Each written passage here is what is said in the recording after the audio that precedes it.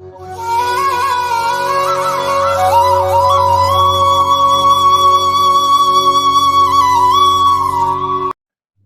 பக்தர்களுக்கு என் அன்பு வணக்கங்கள்.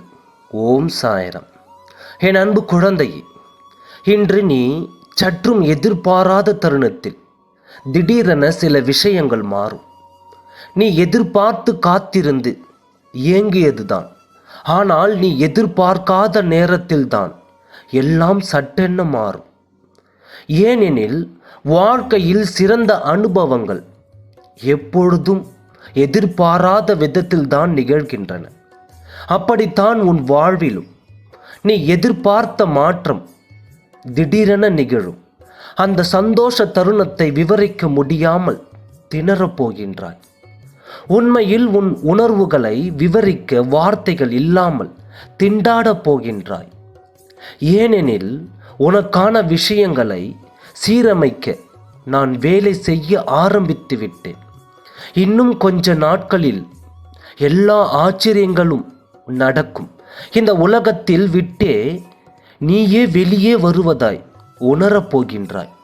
இன்னும் சொல்ல போனால் உன் சந்தோஷத்தில் நீ மிதக்கப் போகின்றாய். என் கண்களை பார் மகளே, எதுவும் பொய்யில்லை, எல்லாம் நிகழும்.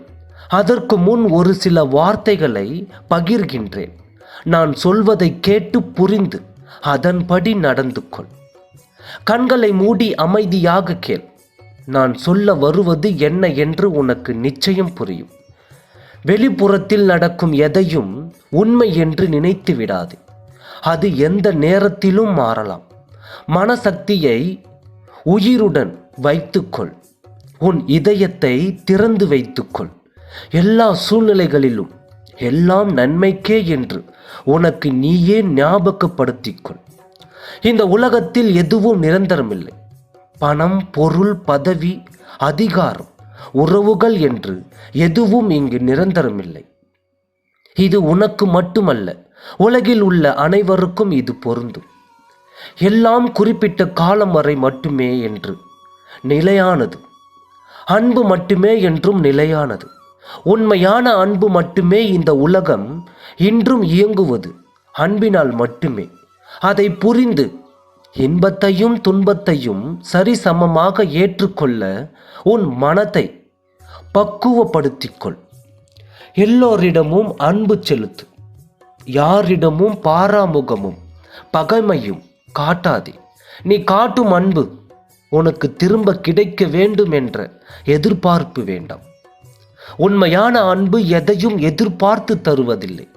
அன்பிற்கு அன்பை கூட நீ எதிர்பார்க்காதே. அது கிடைக்கும் பொழுது தானாகவே கிடைத்துவிடும்.